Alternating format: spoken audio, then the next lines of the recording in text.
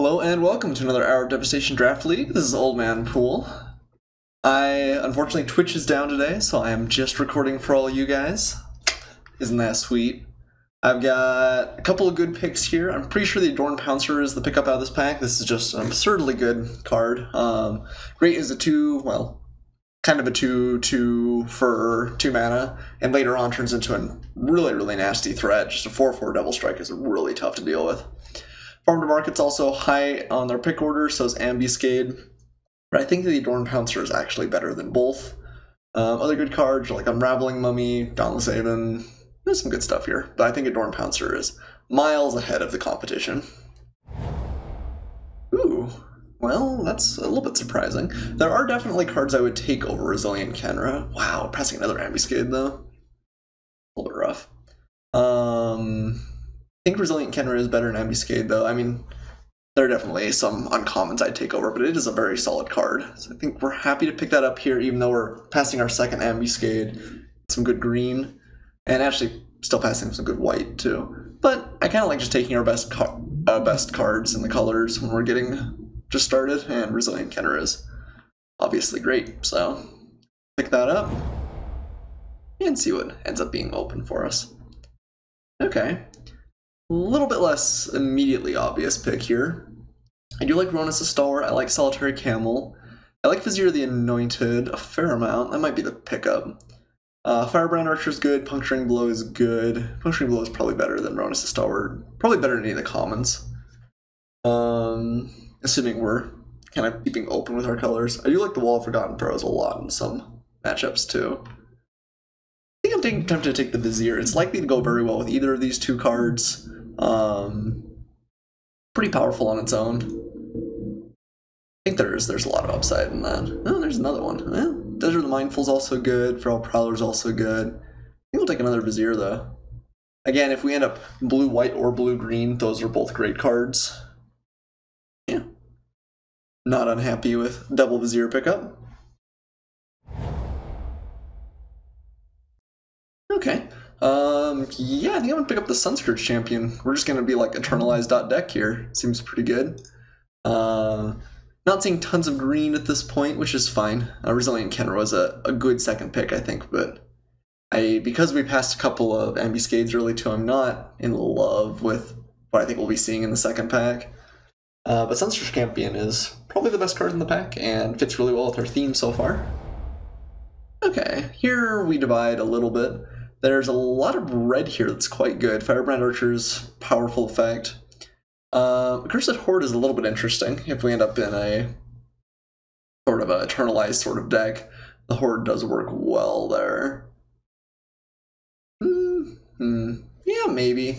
Firebrand Archer is good, but maybe the upside on the Cursed Horde is just a little bit better. And again, we're still kind of maybe trying to find our bearings a little bit. So we'll take that. Again, kind of a speculative pick, I think, but I think the Firebrand Archer is a little bit unlikely to make our main deck too, and the decks where Cursed Horde is great are going to be better than the cards or decks where Firebrand Archer is good, if that makes sense. Point being, if we do end up shifting into zombies, we'd rather have the Horde than if we end up shifting into spells, we'd rather have the Archer. Alright. Vizier the True is a pretty reasonable pickup. Feral Prowler and Quarry Beetle are alright. Also a decent black card. Vizier the True is fairly high power level. I think we'll pick it up, even if it's not directly related to our strategy. Cards that are, or decks that are playing Sunscourge Champion and Adorned Pouncer usually gonna have to beat down at some point, so Vizier the True helps get that going. Alright. Kind of a late overcome here, although card is definitely kind of disappointed. So blues kind of felt like it dried up. Green sort of did too. We got a bunch of like okay green cards. Could just take the Mummy Paramount. I think it's most likely we're going to be in white. Paramount's not absurd, but it is fine. Overcome is pretty good in this sort of a deck. I think well, again, maybe we just take the upside card. Alright, I think I'm going to take Overcome. Alright, Dauntless Haven's a great pickup this late. Happy to see that. I do think white is at least medium open for us. Strategic planning, fairly good with all of our Embalm cards. Active Heroism is also fine. I don't think we haven't seen much in the way of blue other than the 2 Viziers. Although we haven't seen much in the way of green either. I'm gonna take the Active Heroism and kinda hedge our bets into white here. Oh wow, these are great. Solitary Camel I think is better than Steadfast Sentinel even with the Eternalized synergy. We don't have any deserts yet, but I'd like to pick up a couple. We've actually only seen maybe 2 the whole pack. Might have been kind of a light pack for deserts. That's funny. Yeah, I think we'll take another camel here. I guess Rot Beast over Renunciation. Okay, so yeah, with white felt open, our second color we might be able to force our way in based on the rare we open here. I don't really love our black, and I think black is one of the less exciting colors in general. Ebb. Well, that's one of the few colors we don't really have a presence in, unfortunately. I think I'm just going to take another Sunscourge Champion here, though. It's white, so we know we're going to be able to play it, and it's pretty powerful. Yeah. Passing ahead. This is a great card. I don't know, we can maybe force our way into red. A little bit interesting. Sunscourge Champion is no slouch either, though. Ebb is awfully good. Felt like red was kind of open, not crazy open, though. I think I'm going to take the champ. White has been fairly deep. No, you're close. I think the champion is the pick. Alright, here I think we're going to take the Desert of the True. Aerial Guide we would definitely not mind. Sandblast we wouldn't mind. Mummy Paramount, but I think we want some deserts, especially to go along with our camels. And I think deserts are just kind of great pickups in general.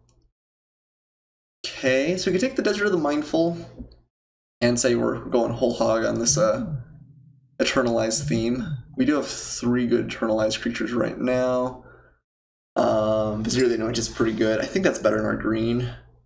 Maybe I'll go in on that. I do like Haven of Enduring Hope, but it's not absurd.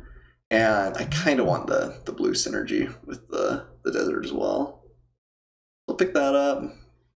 The dream, I guess, would be to get like 1 more Sunscourge Champion, but there's a good chance we'll get a couple of Eternalized, or sorry, a couple of Embalm cards in pack 3 too. Alright. Your Deadlands is obviously great. Heal to Authority I do think is fairly powerful, but only if you really end up in those colors. Our question here really kind of comes down to whether we want Sandblast as good removal, or another Desert of the Mindful. We don't actually have any removal right now, right? Nothing beyond a combat tricks. I think I'm going to pick up the Sandblast. I like the deserts quite a bit and would definitely like to pick up another one, but some removal is going to be powerful too. Also light on 2-drops. Ooh, cool. Ooh, well, well, Catcher's Avenger is one of the best 2-drops, but Desert of the True would be great too. I think I'm going to take the Avenger though. We are light on 2s. Okay. Late Bitterblow Sharpshooters and late Torment of Venom. Not that that really matters. Saving Grace probably is the pickup here. It is a combat trick. We're a little bit light on spells. Don't love Proven Combatant. I would rather not play it, even with the Viziers, if we can avoid it. Well, I don't know. With 2 Viziers, it does draw cards. I think Saving Grace is better, though. There are some times when you play Saving Grace and it's just an absolute beating. Okay, Dauntless Haven's another great pickup. And Sandblast. Wow, that's a late Sandblast. Someone's gonna pick up a late Manlift, too. But you're a little bit heavy on our 3s right now. But I think the deck is coming together fairly well. White does seem like super open. We're very close to mono white. Probably Mummy Paramount over Countervailing Winds. We do need more 2-drops if we're playing this sort of beat down. I'm not even sure what our game plan is. We've just got some great cards. And maybe you're gonna punch your opponent's face in eventually? I guess that's the plan. Okay, another Mummy Paramount. Pretty reasonable. We do have some random Eternalized synergies as well, so It's not insignificant. It's funny, beyond the 2 Viziers, we've seen like almost no blue, but I still feel like that's pretty good pickup. Hostile Desert, we actually maybe can get away with playing just because we're almost monocolored, and having some more desert synergy. I guess we're only really paying off on the camels. It's okay. We might play it. Maybe I should pick up Crook there, actually, as soon as I pick that. Crook is a nice sideboard card against some gods. Alright, some kind of bad blue cards late, but I gotta take that mountain. Look how pretty it is. One of my favorite arts of the set is this mountain. Okay, what are we looking for? Like, Kefnet, maybe it'd be a great opening? Ooh. That is interesting. I've always had trouble evaluating this card. If it's in your opening hand, you can just play it as a 5/5 and kind of play the whole game that way. It's very good. Later on, it turns into a draw engine, and this format is kind of slow. I think we take the Kefnet. I really like Cartouche too. That would definitely be the pick otherwise. Yeah, let's try the Kefnet. I tried it once in an Almond Cat and felt a little bit underwhelming. I think it was maybe just a little slow, but there might be more to it here. Lake Claim is another great late game card for a deck that maybe needs a little bit more help in the late game. Great red here. There's a Nightmare Spray last pack too. Alright, interesting choice here. Ordinarily I'd take the Fanbear over the Aven Initiate. I don't think it would be absurdly close, but right now we have 3 Eternalized cards, right? Yeah, 3. I would like some more. I think Fanbear is better. White has felt criminally underdrafted and blue's felt pretty aggressively drafted though. So it's possible we'd get the Fanbear back. I feel like I want one more solid Embalm thread. So like if another Aven Initiate comes around, that's okay. I don't think we need more than that. We'd probably play more. Aven Initiate's a good card in its own right. I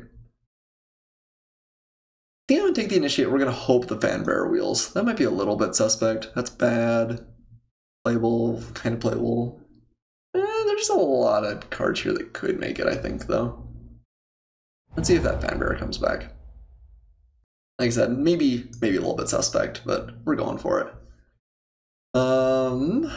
Electrify is good. We don't really have good option to splash so far, though. I think I'm just gonna take the Floodwaters as another sort of late game payoff. Ooh, Isle of Solidarity. That's interesting. We are like kind of foremost a creature beatdown deck. We don't have tons of Exert, which is what made that card really, really powerful. We only have, I guess, 1, right? Drop Skirmisher. Another pretty solid 2-drop. We're a little bit light on 2-drops, and it's an Embalm card. Ow. Feels like taking Top-Drop Skirmisher over Trial of Solidarity just can't be right? This is still really good, even if we don't have any trials. We're a heavy creature deck, I think, or any cartouches, I mean. I think we're just gonna take the trial here. I think that's a pretty close pick, surprisingly, though. Oh well, there's a cartouche. I want to put my money where my mouth is. How aggressive are we? Medium. I think we're gonna take it. Impeccable Timing is a pretty reasonable pickup too.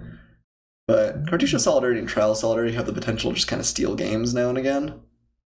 Giving First Strike is a pretty reasonable bonus. Ooh, Compulsory Rest this late is great. Happy to pick that guy up. Sacred Cat. I guess it works with the Vizier. I'm gonna play it more often than I play Compelling Argument. I don't think it's great though. Okay, not unhappy with a Mighty Leap, honestly. Is this the sort of deck that play a Hone Kopesh? Might. A lot of 3s, which is always... I feel like 3s are like a dramatic step below 2 if you're trying to be very aggressive. So I'm not sure Kopesh is where we want to be. Cartouche of Solidarity, even if you're not crazy aggressive, has a lot of upside. If your opponent can't interact with it, it just makes a huge threat late in the game or whenever. Alright, I think this was our pack with the Fanbear, which is a bit of a shame, but Even Initiate's not terrible either. I don't know what's good here. This Mummy's probably most playable. Those who serve more likely to be played over than Slitherblade. Wow, what? What? Oh, Hood Roller's a great card. I don't care if the format's slowed down, that card's still absurd. You'll play it in any deck you can. Okay, we definitely end up with plenty of playables here. I think we found our color opening pretty well. I mean, cut out some of our, like, just chaff. Don't like the Reed Stalkers. Don't really like Dutiful Servants. Let's actually group that real fast. We're a little bit high on other effects now. I think that Mighty Leap is better than Active Heroism for our deck. We only have one Exerting Creature regularly, and we already have 2 Dauntless Avens. Oh, it's true. We have Vizier the True, too. So I guess 2. I still think that... I don't know. Maybe Mighty Leap is a little better. I like being able to just get into the last couple of points with Mighty Leap on occasion. That's pretty powerful. Love both Sandblasts. We're not going to play all 4 of these Comet Tricks. I think I just want 2. So I guess 1 Mighty Leap's out by default. I think I do want Saving Grace. Means I think I want the other one to be a Mighty Leap too. I don't love Cunning Survivor, but except we're kind of an aggressively bent deck, and it's kind of rough when we don't have very many 2-drops, which we definitely don't. Yeah, I'm gonna cut the Survivor though. Okay, that brings us down to 24, and it's weird where, and maybe we'll end up regretting this when we go into our matches, because we're not incredibly aggressive and we're not incredibly controlling. We're just sort of this weird value deck playing Vizier and Kefnet and a bunch of like kind of aggressive white cards. We'll see. Hopefully we get in some early damage, and then things like Trial of Solidarity and Kefnet let us sort of get in towards the end of the game. We have a decent number of flyers, which maybe will end up being good. What's the last cut here? I think I do want both of our tricks. Probably one of our 3s, which I guess maybe means one of the camels. Camel does seem pretty good, but I think all of our other cards there are better. Well, I don't want this many creatures though. Maybe we want to cut one more spell. Maybe Floodwaters. I think it's our worst spell. We have some pretty good spells though. Okay, let's do this. Then we have 2 deserts we can cycle away. I'm not going to play the Hostile Desert here, I don't think. I'm not sure I like quite that crazy a split. Oh, it's probably close. 11-6.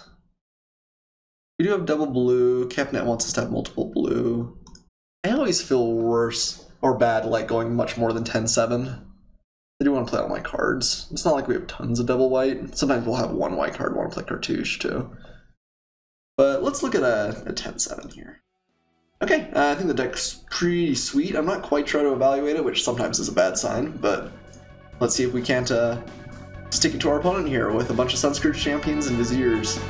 See you guys for match 1.